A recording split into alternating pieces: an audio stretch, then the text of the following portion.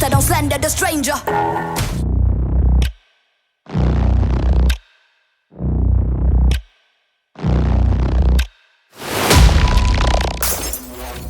मगर जब मैं अपनी बच्ची की जिद पे फिल्म देखने गया तो मुझे लगा नहीं, ये सिनेमा है, ये एक्सपीरियंस है। यदि नहीं देखता तो बहुत कुछ मिस करता। और मुझे बहुत इंस्पायर किया है हिमांशु ने उन बच्चे की जिद में मैं पुराने गाने, क्या नहीं था उस फिल्म में, सब कुछ था, अच्छी है, सिनेमाटोग्राफी थी। मतलब ऐसा लगा कि इससे अच्छा कुछ नहीं है। और सबसे अच्छी बात है कि लगता है कि रियल एक्सपीरियंस है। फाइट भी जब होती है, जैसे फाइट सीक्वेंस कोई आता था जब रहमान डकैत वो उसको मारते हैं, वो वेट होता है ना, उससे जब मारते हैं उसके सर पे, तो लगता है कि ये सच में मार रहे हैं। अर्जुन रामपाल जब का कैरेक्टर जब वो उनके मुंह पे हिंदुस्तानी के मुंह पे वो पूरा स्पाइक लगा के, और वो सीन तो देखते समय ही हमने ही आंख बंद कर ली। बिल्कुल बहुत डरावना था। जो पाकिस्तान का सबसे पुराना, सबसे बड़ा शहर है, जहाँ से लियारी नाम कराची का लियारी नाम का, जैसे मुंबई का धारावी है ना, यहाँ उसमें भोपाल का पुराना भोपाल का जहांगीराबाद, ऐसा कुछ करें तो कराची का लियारी करके एक बड़ी अंडरवर्ल्ड जहाँ पे है, गैंग वॉर्स चलते हैं, और उन गैंग वॉर्स पे एक फिल्म बुनी गई है।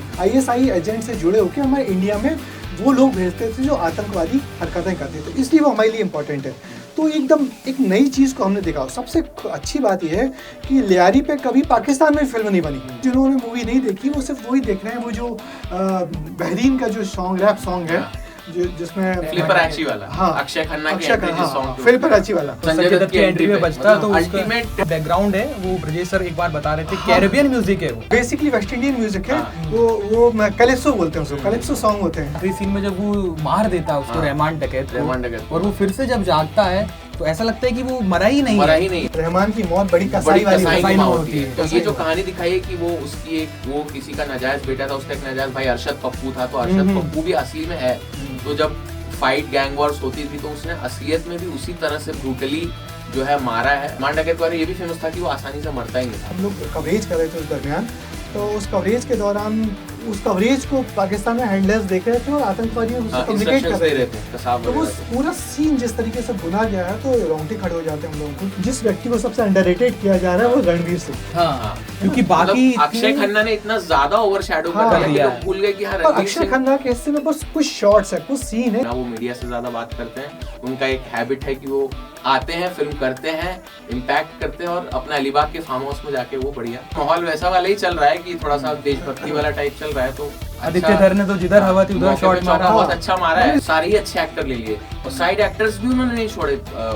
राकेश बेदी साहब, राकेश बेदी को तो पहचानना मुश्किल, देखा ही नहीं। भाभी जी घर पर है हमारी जो सौम्या टंडन थी, अक्षय खन्ना की वाइफ बनी हुई है, उसको जब थप्पड़ मारती है तो फिर कई उसके मीम्स भी चले, भाभी जी घर पे है कि वही वो दरोगा अप्पू सिंह बैठ के और विभूति रो रहे कि हमार गोरी मेम को जो है रिमांड के ले गो और मुंह ताक तो रहेगा। लंबे में गोली वाली चलती, किसी एक ने लिखा था कि इतनी गोलियां चलाने पर लगता है कि इनकी निशानी सही नहीं रखती। जैसे मरने वाला होता है तुरंत मैगजीन खत्म, बंदूक होने लगती। ऐसी फिल्म बहुत साल बाद आई है जो लोग सिनेमा पे ही देखना चाह रहे हैं, OTT पे वेट नहीं कर रहे। मीम बहुत चल रहे हैं कि हाँ भाई ऑफिस में 4 घंटे ज्यादा काम कर लेंगे, ओवर टाइम पेमेंट लेंगे, लेकिन सिनेमा पे ही देखेंगे पैसे जमा करके। विस्तार न्यूज और विस्तार डिजिटल पे आपका स्वागत है दोस्तों। मैं हूं आपके साथ अनंत सिंह, और आज जो है पूरी दुनिया भर में ही भारतवर्ष में एक फिल्म जिसकी सबसे ज्यादा चर्चा हो रही है, जिसे हम कहते हैं धुरंधर। आदित्य धर ने ये मूवी बनाई है और धुरंधर फिल्म ने आते ही तहलका मचा दिया है। 5 दिसंबर को ये फिल्म रिलीज हुई। फिल्म ताबड़तोड़ कमाई कर रही है, वीडियोस, डायलॉग हर जगह वायरल हो रहे हैं। और हमने तो फर्स्ट डे फर्स्ट शो में फिल्म देखी थी, काफी ज्यादा जो है इसमें विजुअल तौर पे और एक सिनेमैटिक तौर पे टोटल सिनेमैटिक एक्सपीरियंस दिया गया था। तो हमारे साथ हैं हमारे विस्तार न्यूज के group editor Brajesh Rajput sir और हमारे सहयोगी हिमांशु। इन दोनों ने भी धुरंधर देखी है हमारी तरह, और क्या क्या विचार रहेंगे, क्योंकि जिस तरह के मिशंस पे, जिस तरह के ऑपरेशंस पे फिल्म बनी है, तो दो धड़ों में, दो क्या मैं तो कहूँगा कई धड़ों में बढ़ गई है सोसाइटी की। सबकी कुछ ना कुछ आइडियोलॉजी इस फिल्म को लेके, कोई सपोर्ट में है, कोई विरोध में है। तो हम अपने साथियों का ही विचार जानना चाहेंगे। सबसे पहले सर, आपने धुरंधर देखी तो क्या उसको लेके आपके मन में जागा कि भाई किस तरह की फिल्म है, ये क्या बनाया है आदित्य धर ने? एक्चुअली मैंने पिछले संडे को मूवी देखी और बहुत थोड़ी हिचक के बाद देखी। शुरुआत में मुझे भी लगा एजेंडा मूवी, क्योंकि एजेंडा मूवीज़ की बाढ़ आई हुई है, तो मुझे भी कुछ एजेंडा मूवी लगी कि एजेंडा मूवी जैसा प्रोवोकेट किया भी गया था। मगर जब मैं अपनी बच्ची की जिद पे फिल्म देखने गया तो मुझे लगा नहीं, ये सिनेमा है, ये एक्सपीरियंस है, यदि नहीं देखता तो बहुत कुछ मिस करता। और मुझे बहुत इंस्पायर किया है हिमांशु ने। बच्चे की जिद में मैं मैंने भी सर को बहुत कहा कि सर आप जरूर जाइए और देखिए, तो बहुत एंजॉय करेंगे। तो रियली पूरे 3.5 घंटे हमने खूब जम के एंजॉय किया। और मैंने क्या नहीं था उस फिल्म में, मैं तो बहुत मैं काफ़ी पुराने समय से मूवी लवर हूँ और खूब लिखता हूँ मूवी पे। पुराने गाने, क्या नहीं था उस फिल्म में, सब कुछ था। अच्छी सिनेमाटोग्राफी थी, बढ़िया कहानी थी, कहानी वैसी कि जो आज के ज़माने से गुथी हुई बुनी हुई है। माने कहानी है, एक अच्छी कहानी है, अच्छे एक्टर्स हैं, बढ़िया लोकेशन है, और सबसे शानदार चीज़ बढ़िया म्यूज़िक है। जैसे मुझे अपने पुराने गाने, मुगल आजम के गाने, हवा हवा जैसे कैलिप्सो सॉन्ग और गुलाम अली की गज़लें, वो सब कुछ एक साथ जो सुनने को मिला। और इतने बड़े थिएटर में मुझे लगा कि यदि मैं मूवी नहीं देखता तो बहुत कुछ मिस करता। और जब मैं फिल्म देख के बाहर निकला तो मुझे लगा कि मैंने एक साल की एक बहुत अच्छी मूवी देखी है। और जिसके लिए आदित्य धर को बहुत बहुत धन्यवाद कि उन्होंने वो मूवी देखते समय इन्वॉल्व हो जाती है। वो लगता है एक फ्रेम में, चूँकि हम लोग टीवी वाले लोग हैं, हम जानते हैं कि फ्रेम में कैसी मेहनत की जाती है। हमारे पीछे मुकेश यादव जी हैं, फ्रेम में कितनी मेहनत करता है कैमरामैन। तो एक एक फ्रेम में जो मेहनत की गई है वो दिखता है। Sound effect, music, lights, acting और लाजवाब डायरेक्शन। तो मुझे तो बहुत गजब फिल्म लगी और मैं लंबे समय तक इस फिल्म को भूलूंगा नहीं। तो एक हम कह सकते हैं कि एक कंप्लीट फिल्म जिसे कहें कि आप एक फिल्म जब देखने जाते हैं तो उसमें आप ढूंढते हैं कि हाँ चलिए थोड़ी कॉमेडी होगी, एक्टिंग अच्छी होगी, म्यूजिक अच्छा होगा, सिनेमाटोग्राफी अच्छी होगी और एक्टर्स की परफॉर्मेंस अच्छी होगी। तो इस फिल्म में तो सब कुछ एक पैकेज के अंदर ही मिल गया। बिल्कुल। तो हिमांशु, आपका क्या इस पर ख्याल रहेगा कि क्या ये कंप्लीट फिल्म है? अनंत, जब मैंने पहली बार फिल्म देखी थी तो मतलब ऐसा लगा कि इससे अच्छा कुछ नहीं है। क्योंकि कई बार हमने फिल्म देखी, जब लगता है कि कोई गाना आ जाएगा, गाने के थ्रू आप थोड़ा सा क्या होगा कि एंटरटेन कर देंगे। कमर्शियल मूवी नहीं है, मूवी ओरिजिनल है, ओरिजिनलिटी पे है। और सबसे अच्छी बात है कि लगता है कि रियल एक्सपीरियंस है। फाइट भी जब होती है, जैसे फाइट सीक्वेंस कोई आता था, जब रहमान डकैत वो उसको मारते हैं, वो वेट होता है ना उससे, जब मारते हैं उसके सर पे, तो लगता है कि ये सच में मार रहे हैं। और कोई भी जो होता है ना एक्स्ट्रा, मतलब एक पुष्पा फिल्म आई थी, एक विजुअल और था अर्जुन रामपाल जब का कैरेक्टर, जब वो उनके मुंह पे हिंदुस्तानी उनके मुंह पे वो पूरा हुक लगा के, और वो सीन तो देखते समय ही हमने ही आंख बंद कर ली थी। बिल्कुल, बहुत डरावना था वो सीन तो नहीं देख पाए। उसके अलावा जितने सीन थे तो मुझे ऐसा लगा कि कुछ असली में देख रहा हूँ, ओरिजिनल सिनेमा में देख रहा हूँ। मुझे जैसे पहले पठान देखी, उससे पहले एक था टाइगर देखी, कोई भी फिल्म बुरी नहीं है, लेकिन उनके मुताबिक इसमें थोड़ा लग रहा था कि स्पाई मूवी है। थोड़ा ओरिजिनल टेस्ट जो होता है कि हाँ ऐसा हुआ हो, हम मान सकते हैं, हम यकीन कर सकते हैं कि जब ये वहां पर गया होगा तो ऐसा हुआ होगा। लेकिन हम कभी कभी देखते हैं कि वहां पर गए, डांस हो रहा है, वो सब नहीं था, तो थोड़ा उस फिल्म से ज्यादा कनेक्ट कर पाए। कमर्शियल फिल्म भी अच्छी है, नाच गाने भी अच्छे हैं, लेकिन इस फिल्म में थोड़ा असलियत मुझे लगी, तो इसलिए मुझे ज्यादा मजा आया बाकी फिल्मों से। और जो सब एंट्री, हर कैरेक्टर की एंट्री पे एक पुराना गाना था, तो वो वाला स्टाइल वो गजब है, वो एकदम इनोवेशन है। कि चाहे वो रंबा हो चाहे वो पाकिस्तानी सॉन्ग हो, जब उस शादी का सीक्वेंस रिसेप्शन का, तो उसमें जो जिस तरीके से डांस दिखाया गया, एकदम पाकिस्तान में ऐसे ही डांस होता है। हम उनको बहुत दकियानूसी मानते हैं कि बहुत ट्रेडिशनल, मगर ऐसे नहीं, उनके समाज में कई जगह बड़ा खुलापन है, खूब रईसी दिखती है। तो वो भी दिखाओ जिस तरीके से कराची के खास हिस्सा। बड़ी बात है, लोग समझ नहीं पा रहे फिल्म क्या है। ये फिल्म दरअसल है कराची, जो पाकिस्तान का सबसे पुराना, सबसे बड़ा शहर है, जहाँ से कराची का लियारी नाम का, जैसे मुंबई का धारावी है ना, यहाँ अपने भोपाल का पुराना भोपाल का जहांगीराबाद, ऐसा कुछ करें। तो कराची का लियारी करके एक जो बड़ी अंडरवर्ल्ड जहाँ पे है, गैंग वॉर्स चलते हैं, और उन गैंग वॉर्स पे एक फिल्म बुनी गई है। और वो गैंग वॉर्स इसलिए इम्पोर्टेंट है हम इंडियंस के लिए, क्योंकि वहाँ से जो ड्रग पेडलर्स थे या आर्म्स पेडलर थे, हथियार भेजने वाले थे, वो वहाँ के ISI एजेंट से जुड़े होकर हमारे इंडिया में वो लोग भेजते थे जो आतंकवादी हरकतें करते थे। तो इसलिए वो हमारे लिए इम्पोर्टेंट है। तो एकदम एक नई चीज़ को हमने देखा। सबसे अच्छी बात यह है कि लियारी पे कभी पाकिस्तान में फिल्म नहीं बनी। अभी कुछ दिन पे एक आर्टिकल छपा था निदा किरमानी का, उन्होंने लियारी पे रिसर्च की हुई है। उन्होंने कहा कि वहाँ पे इतना वायलेंस है, इतनी हिंसा है, मगर उस पर फिल्म कभी इसलिए नहीं बन पाई क्योंकि वो वायलेंस करने वाले लोग हैं आज वहाँ पॉलिटिक्स में बड़े बड़े पदों पे हैं। तो हम भी देखते हैं, एक जमाने हमारे जो अंडरवर्ल्ड पे जो पैसा लगाना शुरू हुआ था फिल्मों में, तो हमारी सारी फिल्में एक जैसी बनती थी कि आदमी गुंडा तो है मगर दिल का भला है, परिस्थितियों ने उसको बुरा बनाया है मगर दिल का भला है, रॉबिन हुड टाइप के हाँ, कैरेक्टर्स तो उस टाइप की फिल्म हमारे खूब सारी बनने लगी थी। वो क्यों बनने लगी थी? हाजी मस्तान पे, दयावान पे, इसलिए क्योंकि वो लोग पैसे लगा के फिल्म बना रहे थे। तो वैसे ही कुछ वहाँ होता था। मगर इस फिल्म को देखना तो जिस तरीके से सिनेमेटोग्राफी है, ड्रोन के शॉट कितने ज़्यादा यूज़ किए गए हैं, जहाँ फाइटिंग सीक्वेंस होते हैं वो भी लंबे लंबे हैं, तो लगता है कि हम लोग एकदम ऊब नहीं होती। और बाहर के लोग जिन्होंने मूवी नहीं देखी वो सिर्फ वही देख रहे हैं, वो जो बहरीन का जो सॉन्ग, रैप सॉन्ग है जिसमें फिलिपराची वाला, हाँ, अक्षय खन्ना अक्षय खन्ना, हाँ, फिलिपराची वाला। और फिलिपराची ने शायद 2010 में या नहीं उससे भी पहले का, उससे पहले का 5 या 6 2005 का छोटा सा, यूजर्स हमें कमेंट्स में बता सकते हैं कौन से साल का था। हम लोग एक्चुअली एग्जैक्ट ईयर नहीं, लेकिन वो 2010 वो रैप सॉन्ग है, 10 सेकंड का लूप है, बार बार वही बजता है और वो उसको देख के बड़ा मजा आता है और लगता है कि बहुत एंजॉय करते हैं इस पूरी फिल्म को। हवा हवा जो गाना है जो संजय दत्त की एंट्री में बजता है, तो अल्टीमेट वो इससे अच्छी एंट्री उसका एक जो उसका क्या बोलेंगे बैकग्राउंड है, वो ब्रजेश सर एक बार बता रहे थे, कैरेबियन म्यूजिक है वो इंडियन म्यूजिक कहाँ से स्टार्ट होता है? बेसिकली वेस्ट इंडियन म्यूजिक है। वो कैलिप्सो बोलते हैं उसको, कैलिप्सो सॉन्ग होते हैं। जब गावस्कर जाते थे उन पर सॉन्ग बन जाता था, जब किरमानी जाते थे किसी ने भी, हाँ, वेस्ट इंडीज में जिसने भी अच्छे शॉट्स बनाए, रन बनाए, उस पर एक सॉन्ग बनाते थे। तो हवा हवा करके कैसेट आया था जो बहुत पॉपुलर हुआ था। उसको गाया था, सिंगर का नाम मुझे याद नहीं, मगर जिस लेडी ने गाया था वो पार्वती खान थी। पार्वती खान डॉक्टर राही मासूम रजा की बहू थी। तो इस टाइप का कनेक्शन वेस्ट इंडीज से गाना है, वेस्ट इंडीज से गाना लिया गया है। डॉक्टर राही मासूम रजा साहब, आपको बता दूं जो महाभारत सीरियल आया था फेमस, उसके डायलॉग राही मासूम रजा। तो यानी देखो म्यूजिक पे कितना काम किया हुआ है। उसकी जो बहुत सारे गाने हैं वो मुगले आजम के हैं।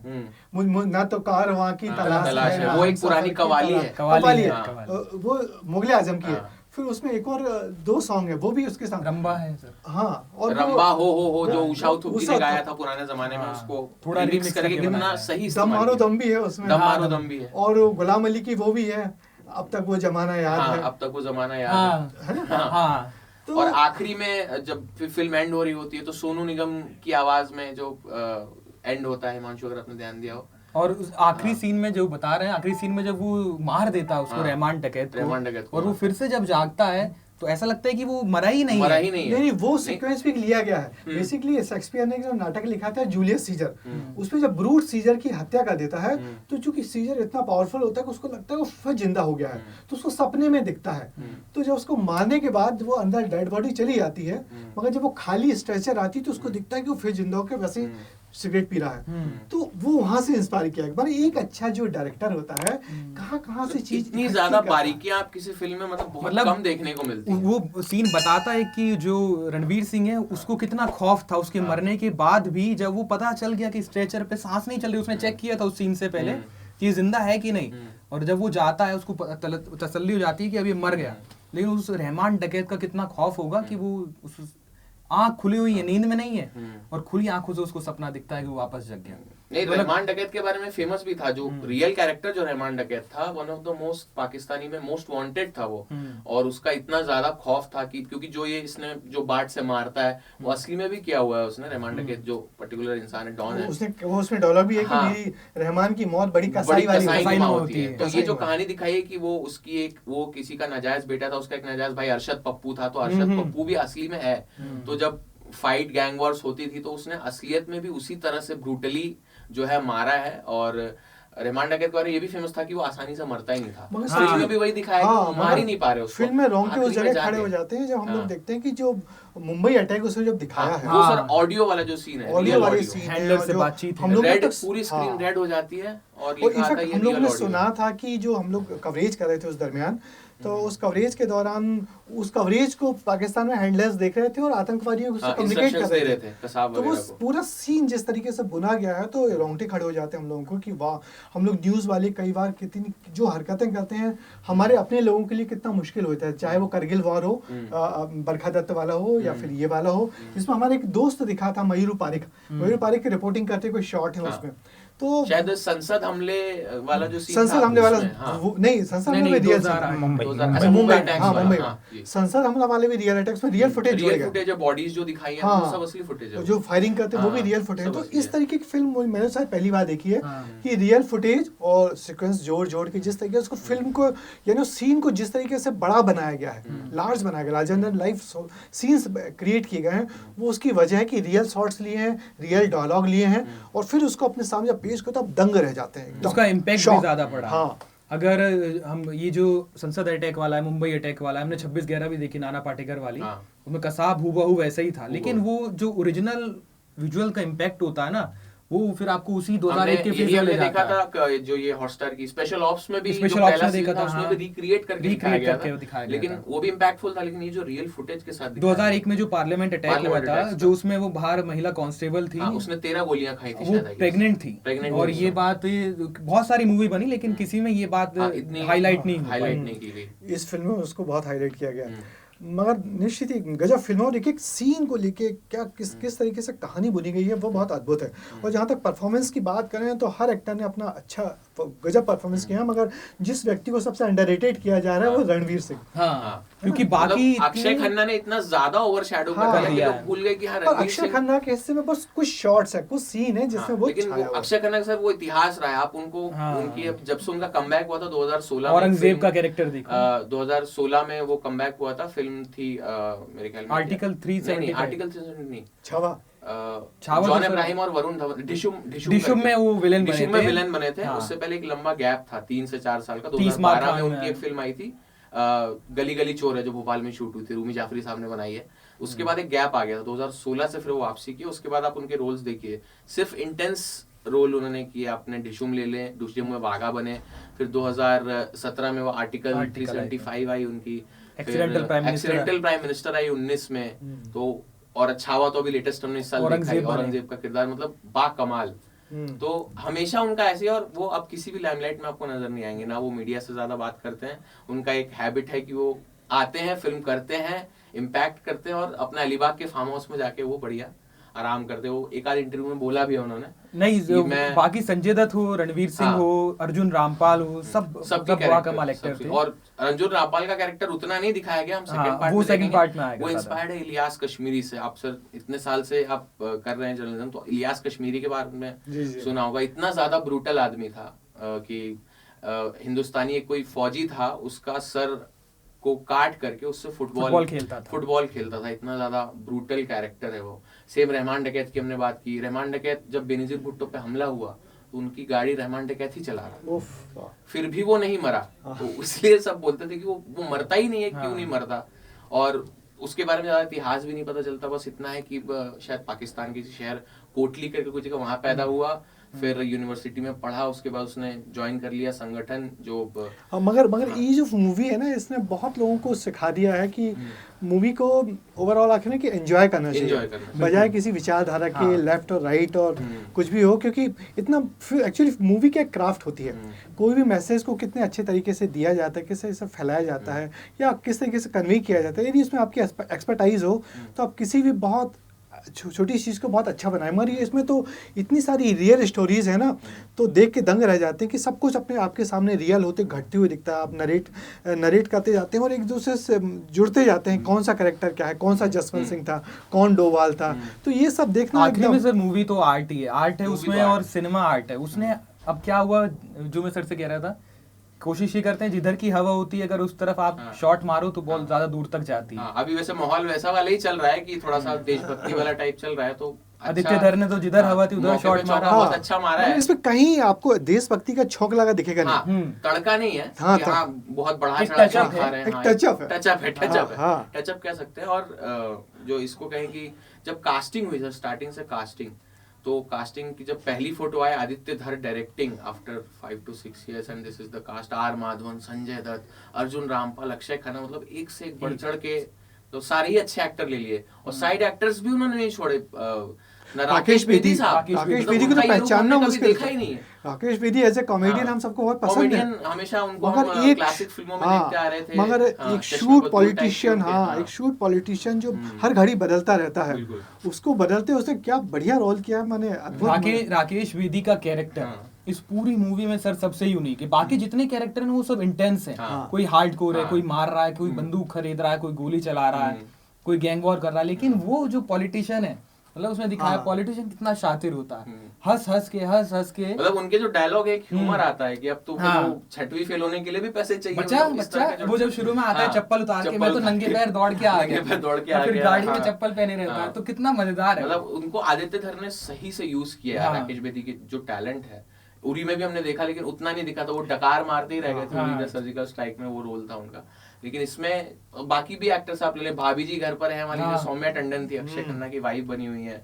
फिर नहीं, और कुछ लोग कह रहे थे सारा अर्जुन उनके पिता राज अर्जुन भोपाल में ही थिएटर उन्होंने किया है, राज अर्जुन साहब ने। नहीं, कुछ लोग कह रहे थे मिसोजिनिस्ट मूवी है, वो जाता पहला सीन आता है जब रहमान डकैत आता है और उसको थप्पड़ मारती है, तो फिर कई उसके मीम्स भी चले, भाभी जी घर पे हैं कि भाई वो दरोगा अप्पू सिंह बैठ के और विभूति रो रहे कि हमार गोरी मेम को जो है रहमान डकैत ले गो और हम मुंह ताक तो रह गो। मिसोजिनिस्ट तो सर कहीं से नहीं है, लेकिन हर एनिमल पे जो दाग लगा था कि थोड़ा मुझे बहुत ज्यादा वायलेंट, मेल डोमिनेटिंग, मुझे इस फिल्म से यही वो थी थोड़ी नाराजगी है कि बहुत ज्यादा ब्रूटल तरीके से उसमें वायलेंस दिखाया है, जो हालांकि ए ग्रेड देके उसको उन्होंने कर लिया है कि ए ग्रेड तो वायलेंस होगा, मगर फिर भी सेंसर बोर्ड ने जिस तरीके से वायलेंस की तरफ से आंखें मूंद ली हैं वो बहुत अच्छी बात नहीं है, थोड़ी वायलेंस और कट करनी थी जिससे कि और ज्यादा लोग। लेकिन हॉलीवुड में अगर हम जाएं तो हॉलीवुड में तो आप देखेंगे, अगर नेटफ्लिक्स की सीरीजें देखें या वहाँ की भी फिल्में देखें, तो इससे भी ज्यादा ब्रूटल सीन दिखाए जाते हैं, तो कहीं ना कहीं उस लेवल का सिनेमा मैच हॉलीवुड की जो कोशिश हो रही है, वो अलग ऑडियंस अभी यहाँ पे नहीं है। बहुत गालियां हैं यहाँ पे, इस फिल्म में बहुत गालियां हैं, बहुत वायलेंस है, ब्रूटलिटी है, गालियां तो है, गालियां हैं बहुत ज्यादा गालियां, और कुछ गालियों को म्यूट भी किया गया है, इतने लंबे बहुत सारे और इतने लंबे फाइटिंग सीन है, इतने लंबे गोलीबारी चलती, किसी एक ने लिखा था कि इतनी गोलियां चलाने के बाद लगता है कि इनके निशानी सही नहीं लगते। तो और सबसे बड़ी बात, फिल्मों में गोलियां खत्म नहीं होती, रियलिटी में हम जाएंगे गोलियां खत्म हो जाती है, मैगजीन चेंज करते हैं। सबसे मजे की बात है, जैसे ही मरने वाला होता है तुरंत मैगजीन खत्म, जंगल वाली सीन बंदूक होने लगती है, तुरंत दोनों की मैगजीन खत्म हो गई उस सीन को लंबा करने के लिए।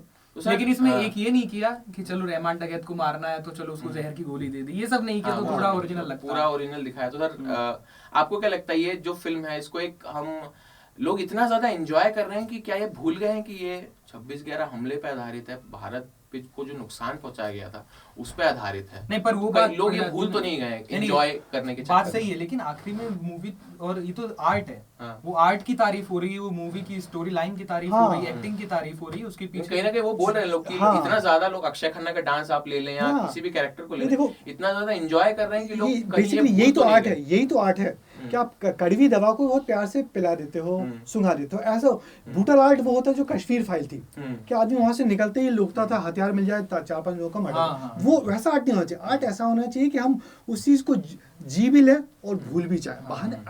आफ्टर ऑल हम वहाँ कोई प्रेशर लेने थोड़ी ना गए हैं, हम इतना पैसा लगा के इतना समय खर्च करके गए हैं तो एंजॉय करने गए हैं, पर एंजॉय के दरमियान हमने वो रियलिटी भी देखी, उसको भी भुगता कि हमारे लोगों ने कैसे भुगता है, उससे क्या हम सबक ले सकते हैं, कि हमारे लोगों ने कैसे सही शहादत दी है, कैसे लोगों ने कितने अनसंग हीरो रहे हैं जिनको लोग जानते नहीं हैं, उन्होंने कैसी कैसी कुर्बानियाँ दी हैं। तो कुल मिला के फिल्म ने अपना मैसेज तो बहुत अच्छी तरीके से कन्वे किया है, फिल्म बहुत लाजवाब है, ये भी उसने बताया है, और फिल्म बहुत अच्छा, उस फिल्म को देखने का अपने आप एक न्यू एक्सपीरियंस है, क्योंकि बहुत लंबी मूवी है, 3.5 घंटे लंबी मूवी, पहला इंटरवल होता है 2.5 घंटे के बाद, आप पागल हो जाओ, मगर नहीं होते, है ना, आप पागल कह दो कि मतलब ये पता ही नहीं चला कि कब खत्म हो गई। एक से और आदित्य धर की सबसे स्पेशलिटी जो कैरेक्टर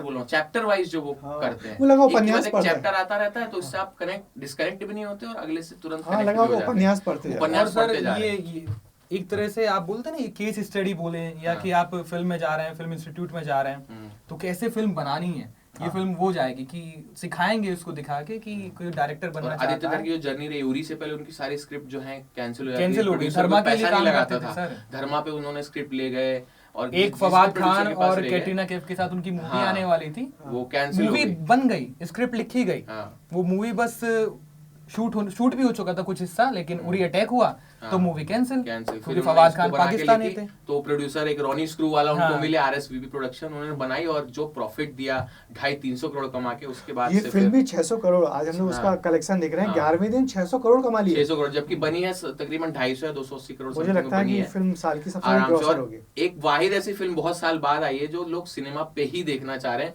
OTT पे वेट नहीं कर रहे। मीम बहुत चल रहे कि हाँ भाई ऑफिस में 4 घंटे ज्यादा काम कर लेंगे, ओवर टाइम पेमेंट लेंगे, लेकिन सिनेमा पे ही देखेंगे पैसे जमा करके। तो सर पार्ट 2 का कितना एक्साइटमेंट है? अब आप पार्ट 1 तो देख चुके हैं, पार्ट 2 हमें 19 मार्च 2026 को बहुत ज्यादा हम लोग बेसब्री से इंतजार कर रहे हैं कि जैसे मूवी का सेकंड पार्ट आए जरूर देखिए, क्योंकि मुझे लगता है इसका फ्लैशबैक दिखाएंगे। जो मेन कैरेक्टर था रणवीर सिंह का, उसका बैकग्राउंड। और अक्षय खन्ना की जितनी पॉपुलैरिटी हो गई, तो क्या वो मरने के बाद फिर से जिंदा होंगे पार्ट 2 में? क्या लगता है? नहीं जिंदा होंगे।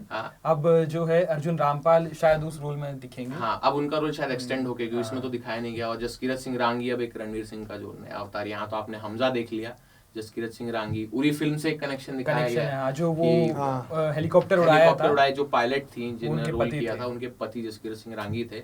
और कोवर्ट ऑपरेशन तो कुछ उसी से मिलता जुलता है रणवीर सिंह का कैरेक्टर। मेजर मोहित शर्मा से लूजली इंस्पायर्ड हम कह सकते हैं, क्योंकि लुक उनका उसी की तरह है।